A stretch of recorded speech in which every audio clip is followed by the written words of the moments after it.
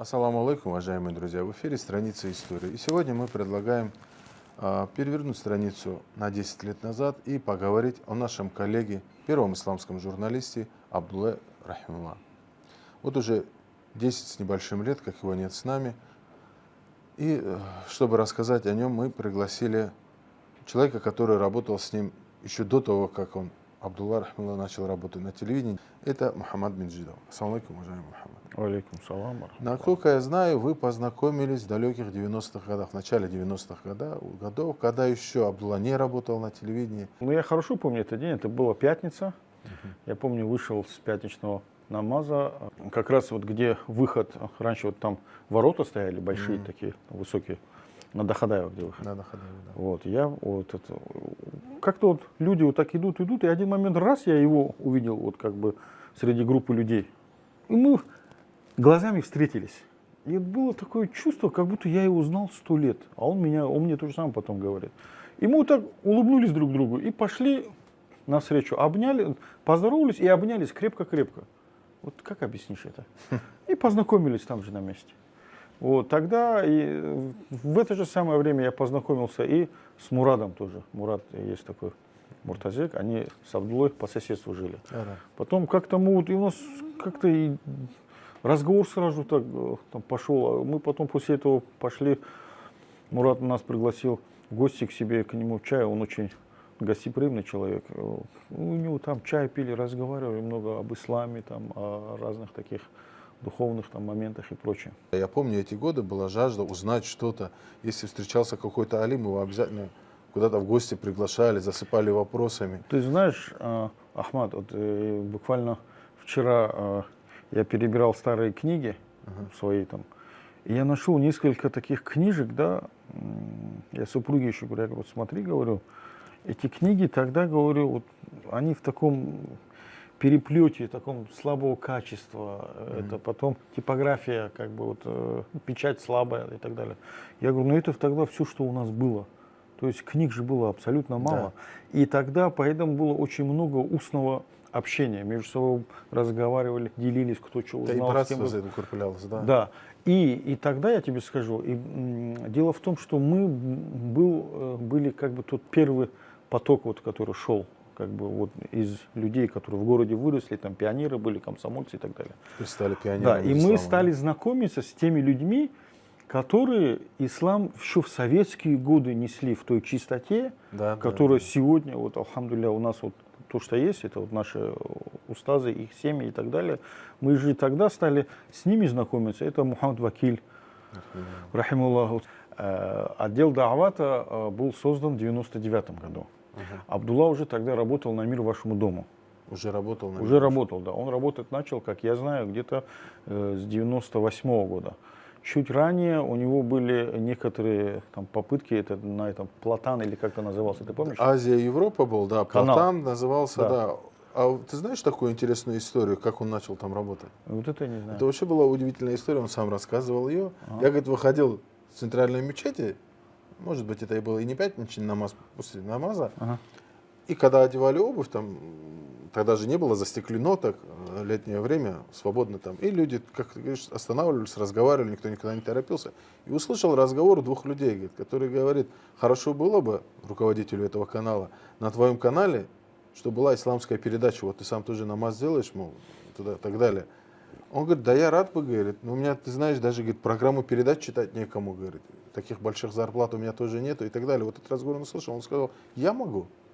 Они посмотрели на меня, а ты кто? Я такой-такой. Познакомились. Сначала, говорит, начал читать программу, потом он сделал «Мир твоему дому» там был, а уже потом, когда он перешел «Мир вашему дому», «Мир», ну, чуть-чуть переставил слова уже, когда в дальнейшем. И вот это вот первая Азия, Европа, ТБС или Платан, как мы ее назвали, даже газета выходила. Платан это был, да. Платан. ТБС это потом появился. Ну, возможно, я путаю, уже время прошло. И там мы видели и Абдуллу, первого муфтия Сайд Мухаммада Рахимулла, которым он взаимодействовал, делал передачи. Вот мне интересно, как получалось, насколько, я же понимаю, что нелегко было. Вот Магди в своей интервью, когда мы говорили с ним, он говорил, что практически никто из нас эту работу толком не знал. Мы же никто не учились. Ни ты, ни я, ни Абдулла Рахимовна, никто не учился на журналистике. Нет, Это потом конечно. уже мы начали. И первые шаги мы делали на, как бы, на авось. Ну, Вот так. И как- были люди, которые даже подсказывали неправильно. Когда Ну, спрашивали у профессиональных журналистов, видя, что мы исламский Ну, журналист. ты знаешь, я же тебе еще раз говорю, вот это был момент, было очень, вот как сказать тебе, знаешь, было время, наверное, очень людей, которые очень хотели что-то сделать для религии ислама. Ислам. Сейчас тоже они есть, их даже, Есть, наверное, больше альхамдулилля. намного, да, чем раньше. Но нас тогда было немного, и мы как Они бы... просто ярко выражены были все- из общей массы, я бы так сказал. эти люди. Знаешь, почему это было так? Потому что общая масса людей была чуть отключена. Сейчас все-таки уровень образованности В плане религии, да. в плане Больше, религии, выше, духовности, он больше намного. Сейчас потому другие что совершенно за вопросы. эти годы уже работу уже муфтият и Да, все остальные, альхамдулилля. они же сделали колоссальную работу, понимаешь? А тогда же это все только в зачатном этом было. Я помню, как я газету «Ассалам», вот реально, да, вот мы ее ждали. Вот сейчас, допустим, как-то вот люди там ходят домой, приносят и так далее, там на улице можно встретить. Да, собирали, Очень подшивку приятно, да. каждый дома делал. А для тогда себя. ее собирали, ее ждали, она была долгожданная и так далее. Потом появилась газета «Нурул Ислам». То есть вот эти две газеты, которые мы от корки до корки мы читали, потому что там реально они Да, очень любую большую, статью, даже очень в большую других работу сделали. газетах, книгах, я помню, приносили, вот здесь про ислам написано. А потом я к чему говорю, да, это было как бы первая СМИ. А потом то, что вот Абдулла стал делать, оно стало резонировать сразу. То есть, потому что человек, он был не безразличный, человек, он был, который тонко чувствовал и который был, скажем так, ревнивым к религии Аллаха. Понимаешь, вот именно тогда это чувствовалось особо остро. Ну вы такие вроде бы два разные люди вы. Да. Абдулла больше молчун, больше в себе, ты больше Птицеговорун. импульсивный, да, поговорить любишь, рассказать. Ну ты знаешь, нас Как получалось у вас? объединяла нас именно вот, любовь к религии ислама, Аллаха Всемогущего. Вот в этом деле, когда мы начинали делать, мы становились с ним на одной волне. То есть, если ментально, скажем так, он был более такого сдержанного плана человек сам по себе. А вот именно в этом деле у нас с ним было просто Дополняли друг полное друга, взаимопонимание, да, мы друг друга как бы там дополняли, и мы всё- могли с ним часами разговаривать просто. Вот. И еще знаешь такой момент, но я вот помню, когда уже в 99-м году, я видел, как он переживал за каждую передачу. Вот и мы уже В чем это знали, выражалось? мы уже знали, что вот он этот передача, когда будет там выходить, он ночью не будет спать, потому что он очень скрупулезно каждую вещь. И тогда, если ты помнишь, тогда же был такой монтаж, да, штучки такие крутятся, Линейный такие, монтаж, линейный да. монтаж, эти бандуры, там каждый кадр, это занимало очень много времени. Видеомагнитофон два Да. должно быть. Он да. практически был человек-оркестр. Он и снимал, и монтировал, и наговаривал, все делал сам. Вот у него было там несколько ребят, но он постоянно вот, из-за работы был недоволен ими постоянно. Там один парень был, имя не хочу говорить, он наш близкий друг. Ну вот Не получалось, операторство было не его. Вот есть же очень Ну, хороший есть, да, человек, допустим, да, но вот какая-то Плохой. вещь не тянет просто. Ну не его эта вещь. Он тоже понял это, слава богу, и ушел потом. Короче, как-то получилось, рядом там никого не было, нужно было там камеру взять. Он говорит, давай попробуй там туда-сюда. И когда он мне дал камеру, Ты уже был готов к я этому, даже не да? спрашивал ничего, да, я же просто я Бывает, часто да. заходил к нему, он монтировал, мы сидели, чай пили, там разговаривали, и он по ходу мне говорит, видишь, вот это так, ну делился со мной, да, и учил, наверное, тем более мы же знаем, что знания приходят, когда ты другому рассказываешь. Ну, это да. Закреплял, наверное, материал таким макаром, вот. И я помню, мы сняли, и он так раз увидел, говорит, Мухаммад, короче, обрадовался, давай. Ты же тот, кто мне нужен, да, в Да, работе. тем более у нас как бы с ним на одной волне. Ну, он сам тоже часто очень любил говорить, что он пришел на телевидение не ради карьеры, а ради того, чтобы доносить ислам. Абсолютно, да, у него И другого в не этом было. плане он считал телевидение наиболее прогрессивной частью.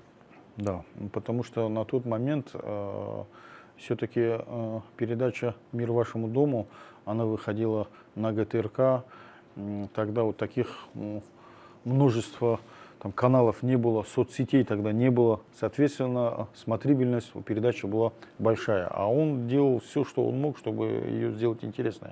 Я даже помню, один раз мы с ним реально почувствовали, насколько большая сила все-таки не зря называют телевидение четвертой Властью, да. Ну, Ну, конечно. слушай, почему? И вот смотри, ситуация была такая, что я помню в тот год, ну, несколько лет там к ряду я курировал 13-ю школу. То есть я там лекции там организовал, сам принимал участие, ребята добавлял и так далее.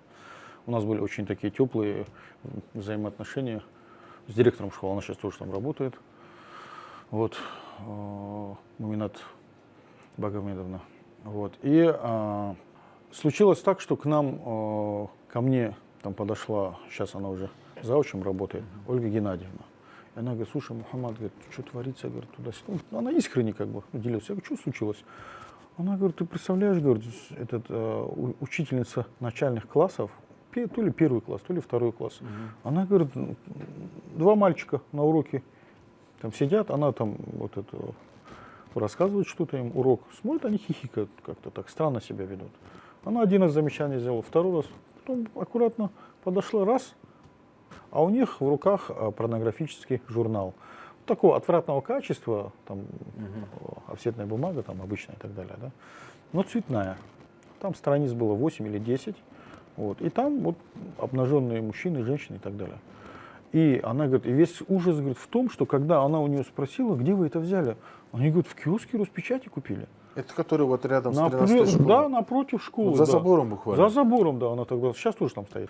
Я тот же день Абдуллу встретил, говорю: Абдулла, прикинь, вот такая ситуация. Он говорит: да ну, а ну где, как? Мы раз пошли, посмотрели, потом посмотрели, прошлись, он говорит: это только здесь или в другом месте? На машину сели, поехали, рядом там, с духовенством 8-я школа, там киоск Роспечати стоял, там мы обнаружили.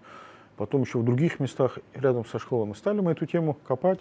Абдулла же, он был человек глубокого бурения, скажем так. Он вытащил сходу Конституцию, стал разбираться там, в законах. закону, да. Оказывается, на тот момент по Конституции Республики Дагестан был запрет вообще на подобного рода публикации там, и так далее в районе около 500 метров вокруг любой школы. Ну, вообще массовое скопление людей. Рынки тоже относились туда и так далее. Вот. И вот это, он принял решение репортаж сделать. Мы, естественно, я взял камеру, мы пошли, вдвоем, отсняли, интервью взяли у директора, интервью взяли у Ольги Геннадьевны, там был такой Мамцев, преподаватель, очень, да, я помню, очень грамотный, был, да. Учитель года, там историк, неоднократный, да, у него интервью мы взяли и так далее. То есть мы показали в этом сюжете, что это не, как сказать, не ортодоксальные мусульмане или кто-то, это обычные, простые махачкалинцы, и не обязательно, чтобы мы были мусульманами. Помню, да. Неравнодушные, скажем так, к этому делу. Вот резонанс был такой, резонанс был, да. Просто резонанс был такой, что на следующий день после выхода в эфир этой передачи пришел некто, представился как там депутат Народного собрания, прям к директору и пытался на нее наезжать. Но она, слава богу, тоже не из робкого десятка, она ему ответ тоже дала хорошо. Ну, действительно, эта передача дала сильный резонанс, я ее помню. Пересказывали друг другу. Просто она была сделана по канонам журналистики, грамотно, четко, да, как вот расследование было проведено, интервью было взято. Да, там был человек, ребенок, который пошел, купил, да. Потом снимали. Легко пошел, купил. И ты знаешь, наша радость и ликование было, когда мы увидели, что через несколько дней уже этих журналов не было. Но вы добились своего, результат был получен. Алхамдулилля. Знаешь, это как раз было уже время, когда муфтием стал Ахмад Афанди. Да. Ну мы вообще, скажем так, его вообще воспитанники и ученики в том плане, и он же нас как бы доверил этой работой заниматься. Да, говоря об этой работе, он как-то в одном из интервью, и так в частной беседе тоже он это говорил, что он, когда пришел, стал муфтием на РГВК, на государственном канале, было время, на ГТРК, на государственном канале было время, и он не знал, кого туда поставить. Более того, говорит, я сам не специалист, я не знал, как эту работу ставить, и у меня было вот время есть, а нету ни людей, ни техники, никого. И в этот момент пришли, говорит, Абдулла со своими друзьями, и мне, говорит, показалось, пришли ангелы, он сказал, давайте мы возьмем и будем делать эту работу. И коллега наш есть, Нур Мухаммад, он любит говорить, повторять слова муфти, они пришли как ангелы. Да, да, да. Не знаю, были эти слова сказаны муфтием или нет? Аллах лучше знает, да. Да, Аллах лучше знает. И действительно, это, как говорится, это были люди, которые пришли в нужное время, к нужному человеку и сделали эту работу, взяли на себя. Ты знаешь, нам... Ведь она, эта передача, я что хочу сказать, она резко выделялась из всех. Да. Если, скажем, государственные каналы работали еще по старому образцу, идеологически выдержанно, пытались как-то чего-то там... Как бы что ни вышло. Не вышло, да, хорошие, правильные слова. То это была передача, которая рассказывала здесь и сегодня, что происходит. К примеру, поехали в горное село, какой-то праздник, рассказали о празднике, рассказали о том мусульманских обычаях, скажем. Да, сейчас... И на второй канал тоже, программа «Мусульмане», начал закупать эти передачи. Да, я помню, мы снимали. Ну, правда, мы недолго снимали, потому что Абдулла в конце концов отказался сам от работы с ними. Ну, там, да, там были на то причины. У муфтия тоже разрешение спросил. Он, конечно, всегда по любому поводу всегда советовался, ни одной вещи не делал, так просто, да. И там просто уже, знаешь, доходило до того, что там вот они все, что с исламом связано, как-то вот, ну, выхолащивали, что ли, я не знаю, редактировали так, что там не оставалось уже. Вот здесь удивительно еще один момент. Работая на Мир вашему дому, он переезжает в Кулинский район. Да.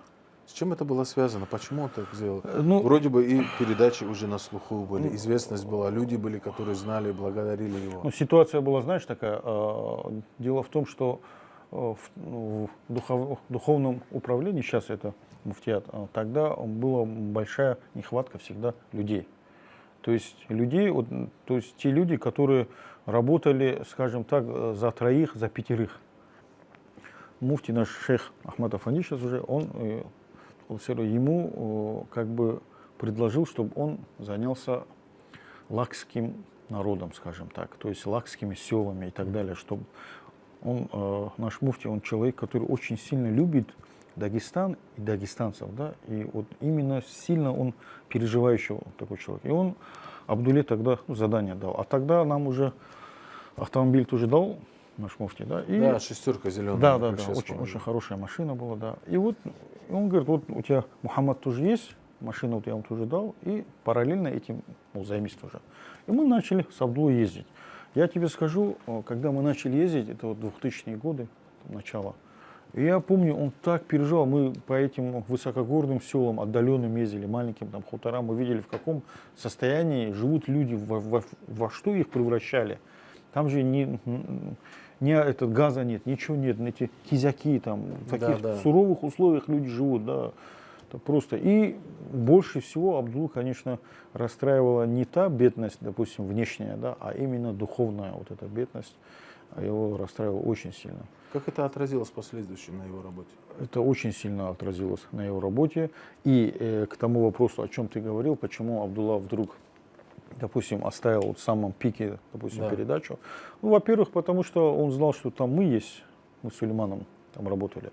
И плюс нужда была острая, потому что, когда, я помню, мы поехали в Кулинский район, селение Кули, оно самое большое, мы там обнаружили уже, в Хосрехе тогда уже были ребята, скажем так, которые смотрели в лес, уже которые посматривали. Уже тогда были такие. Тогда еще в лес так не уходили, но ваххабиты уже там появлялись. И Абдулла очень сильно беспокоиться стал, мы же ездили, там, что там эти люди стали появляться.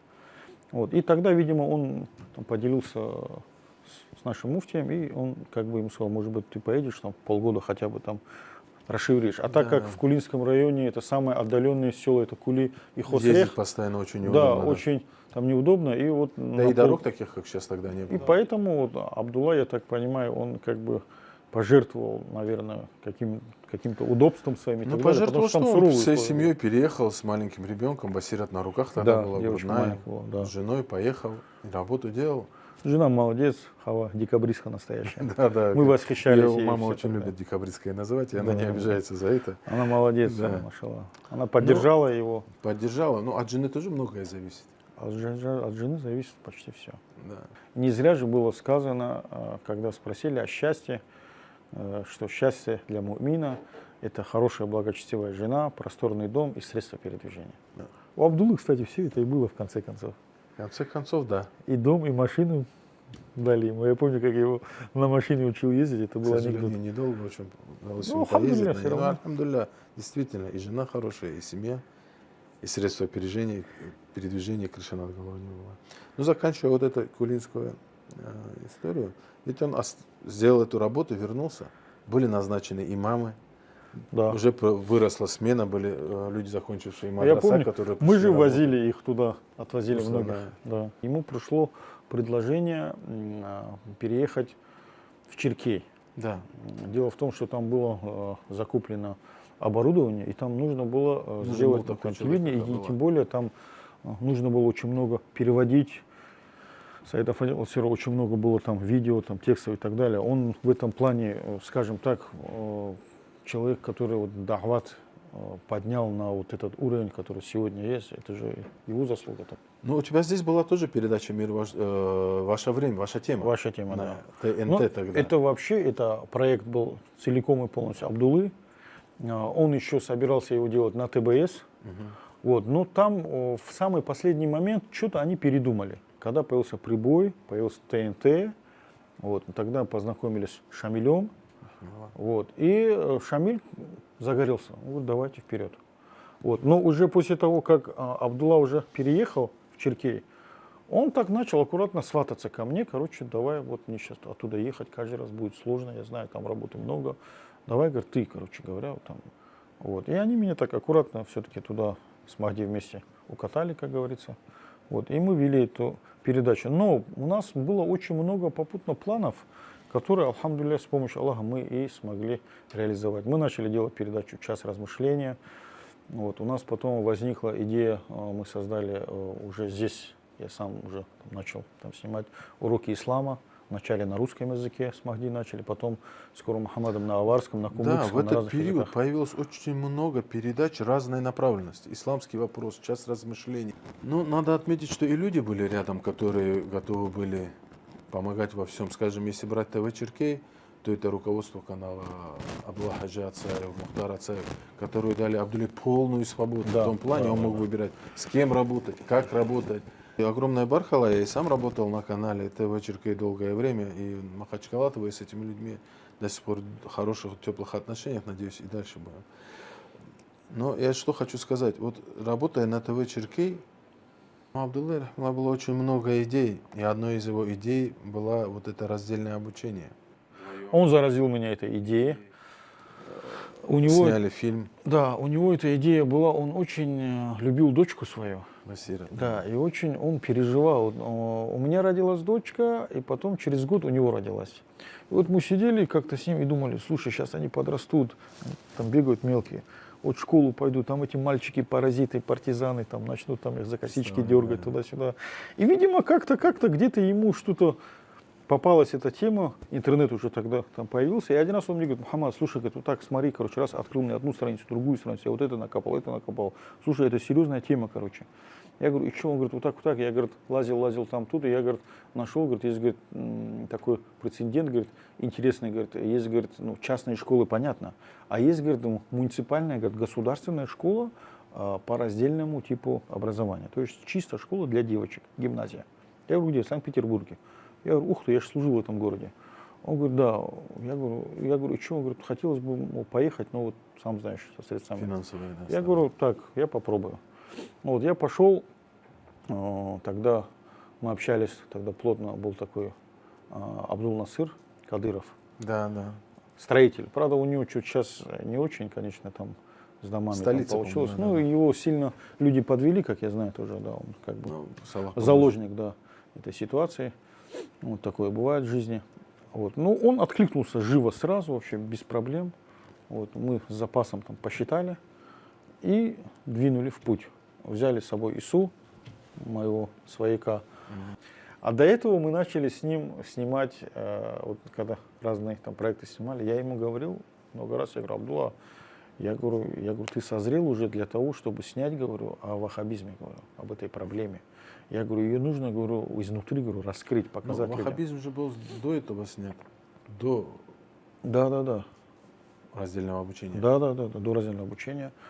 Ну, незадолго, скажем так, до этого. Ну, готовился он к ней долго. Но вот, дело в том, что материала было много. Я помню, тогда на ТВ Чиркей были коробками эти видеокассеты, эти большие квадратные. Люди привозили литературу. Один день, помню, по-моему, Шамиль был Ахнадинский, Акселения Ахнада, который привез их листовки, в которых прямо прописывалось, как вести диалог, чтобы захомутать вот это НЛП, что потом получило отражение в фильме. Да. Но факт то, что вот самого материала было очень много. Ну, ты знаешь, работа получилась очень хорошая. Ее заметили, она получила приз документального международного фестиваля. Я получил уже этот приз, уже Абдулла не было к тому времени живых. Я встречался с представителями антитеррористического комитета, которые попросили этот фильм для своих курсантов как учебное пособие. Я тебе более того скажу, после того, как мы сделали презентацию, а я ему говорил, я говорю, он когда заказал, я говорю, ее нужно сделать, говорю, осветить как положено, сделать презентацию, людей позвать и так далее, и так далее. Да, презентация. Да, мы сделали презентацию в республиканской библиотеке, пошли там, договорились, попросили, нам дали место и так далее. После этого показа там была такая тишина, просто был тогда Бек Мурза, кажется, министром по национальной политике. Да. Я помню, он тогда нас с Абдуллой, он был вообще в шоке от этого фильма. Он был под таким впечатлением. Да. Он пригласил нас двоих в кабинет Калипулатова, кажется, мы попали. И вот мы там сидели, очень долго разговаривали, они спрашивали, как, что, откуда и так далее. И Бек Мурза спросил, какой бюджет у этого фильма. Мы так с Абдуллой посмотрели друг на друга, с улыбкой. Абдулла говорит, пожал плечами. Ну, Хамад на машине ездил, кого-то попросили, бензин залили, сами свой. Ни копейки, говорит, не потратили, кроме своего времени. Они были так удивлены. Время и помощь людей, я бы так сказал, вот весь бюджет. Ну, что касается следующей работы, это уже раздельное обучение, о котором мы уже начали говорить. Фильм, в котором наглядно было показано преимущество раздельного обучения, где с позиции ислама не говорилось, а говорилось, что вот, люди в Европе это делают, люди в России это делают. У нас в Дагестане раньше это было. В Америке? В Америке, да.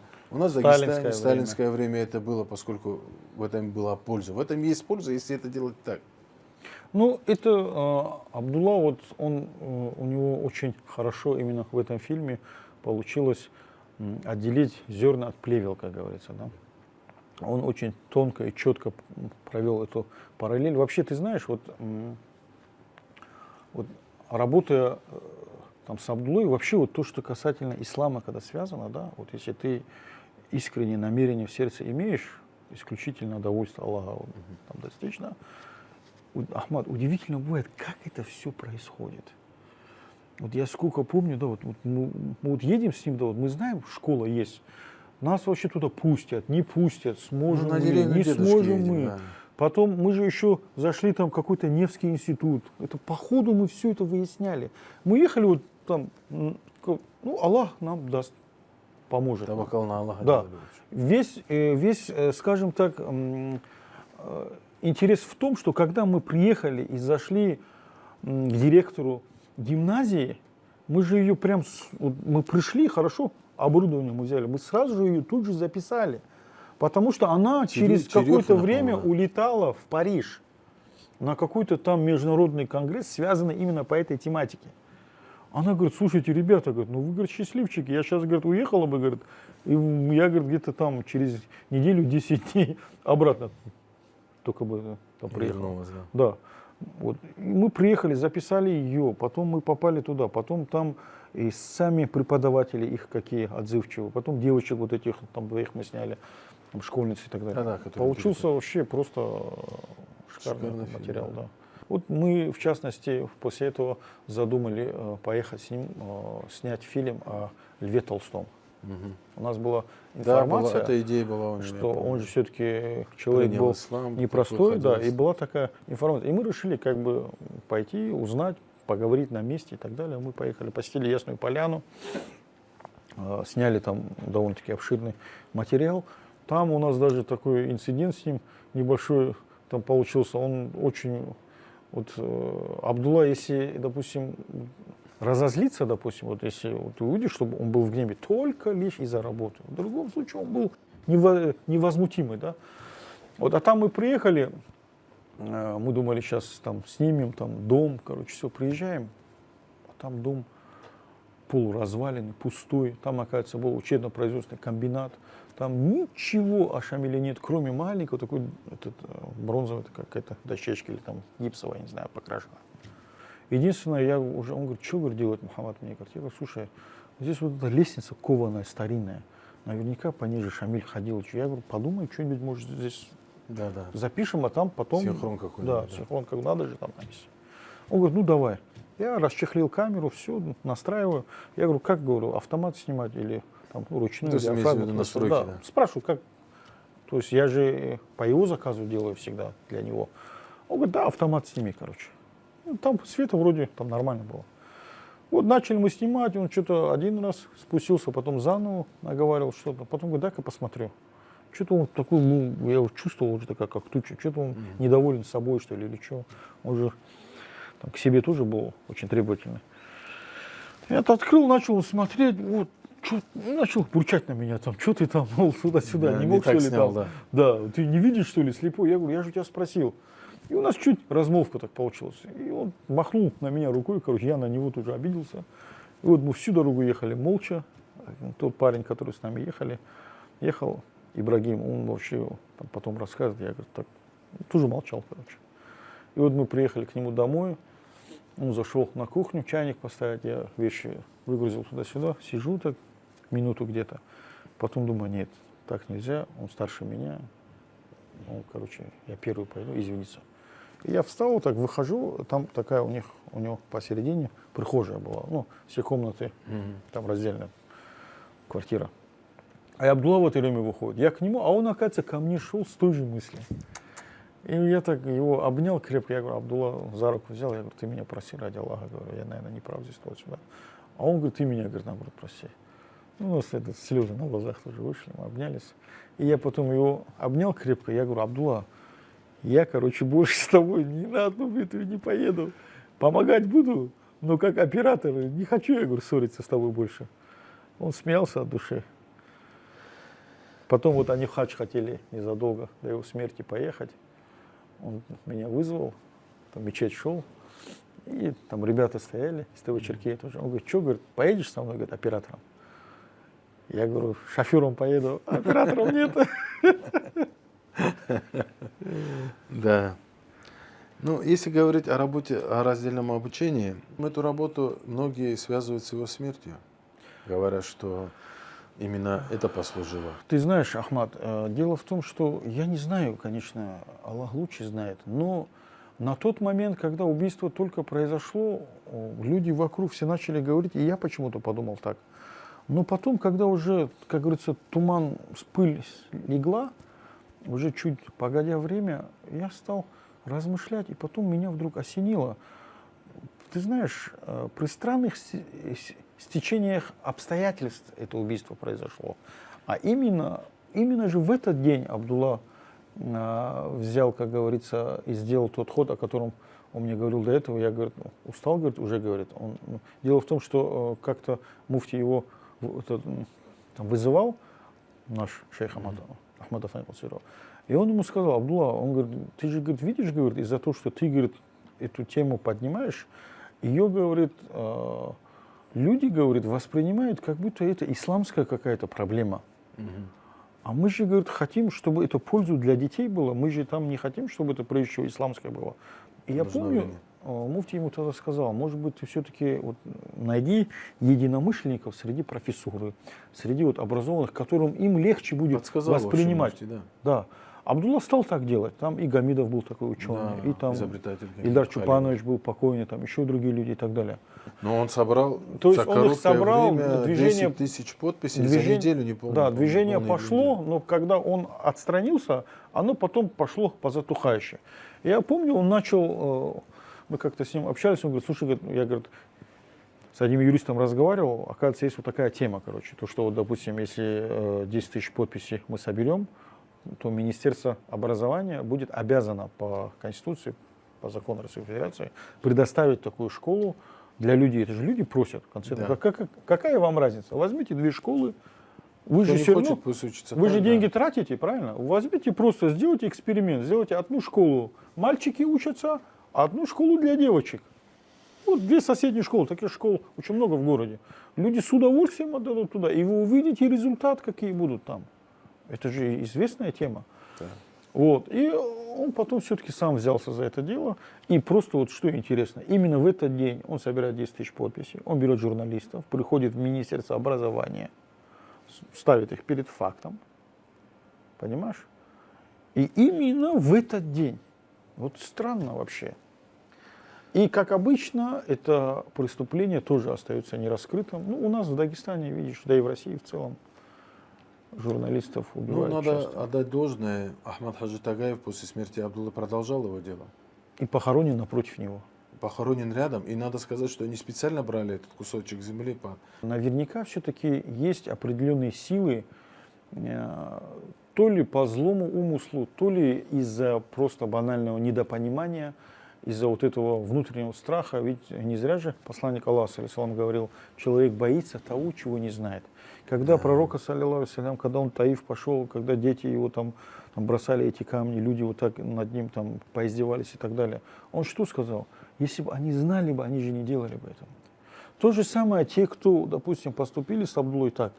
Если бы они знали бы, если бы они ясно было бы, они никогда бы это оружие никогда бы против не сказали бы. И других вот этих наших ученых мусульман сколько убили за эти годы, понимаешь?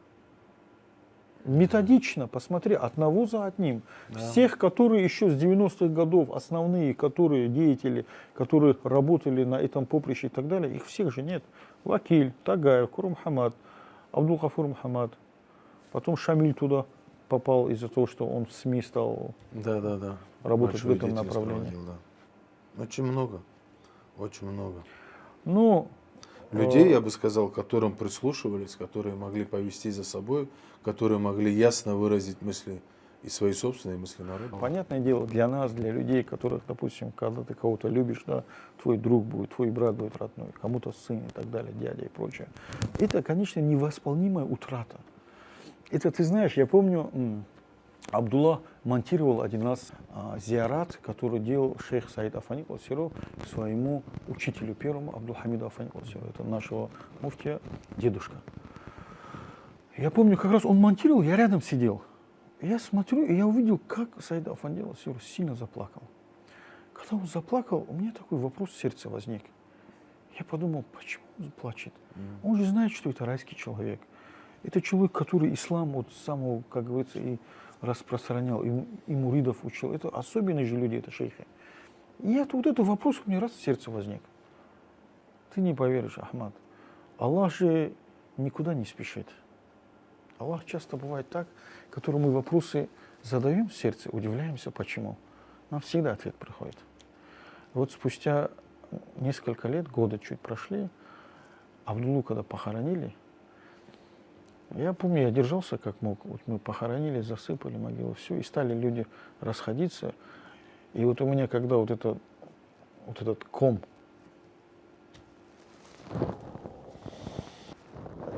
ну, одним словом, Аллах дал ответ. Аллах дал ответ, и это действительно бывают такие люди, да, когда они уходят. Вот. А про Абдуллу, ты знаешь, вот тот же шахид, который ушел спустя буквально год или два, Абдул-Гафур Мухаммад, да будет Аллах им доволен.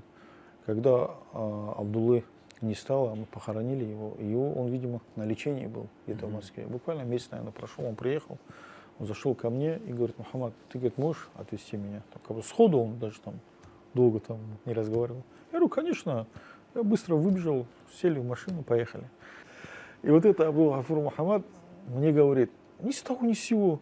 Он говорит, а ты знаешь, говорит, что Абдулла, говорит, был один из больших алимов Дагестана. Меня что удивило. Я говорю, как? Я говорю, он же, говорю, ну, я сам такой же тоже. Он же, говорю, нормально Коран, говорю, не мог читать уже. А он так улыбнулся и мне говорит, Мухаммад, ты не знал, что ли, чтобы алимом большим быть, говорит, не обязательно же, говорит, арабский язык знать. И меня это так удивило. Я не стал уже дальше у него расспрашивать. Он говорит, Аллах ему дал такой дорожа. Ну, Аллах, конечно, лучше знает. Но он тут же шахидом ушел. И его словам, Да, это ну, человек, если Абдул-Гафур учитывать- Мухаммад, человек, которого сколько видео посмотри сейчас в Инстаграме, там здесь, ты никогда не увидишь, чтобы он глаза на камеру поднял.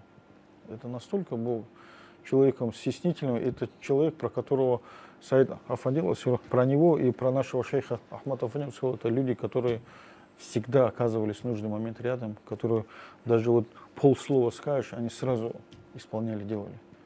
Поэтому такого дорожа и достигают люди. Альхамдулилля, альхамдулилля. Вот так, вспоминая про Абдуллу, мы вспомнили, уважаемые, столько людей. Мне очень Они было... все связаны между собой. Да, это, естественно, невозможно говорить только об одном человеке, не рассказав и о людях, и о ситуации, которая была. Мне было очень приятно с вами беседовать, несмотря на то, что мы говорили о моем покойном брате, рахимуллах. С телезрителями мы прощаемся. Надеюсь, вам тоже было так же интересно, как и нам, вспоминать годы прошлого, страницы из нашей истории, все, что связано с Абдуллой, рахимуллах. О человеке, который был первым исламским журналистом, который начинал то, чем все мы сегодня пользуемся, делаем. Очень часто смотрим его фильмы, стараемся где-то копировать его, стараемся что-то взять полезное из его работы. До следующих встреч, друзья. Всего вам самого хорошего.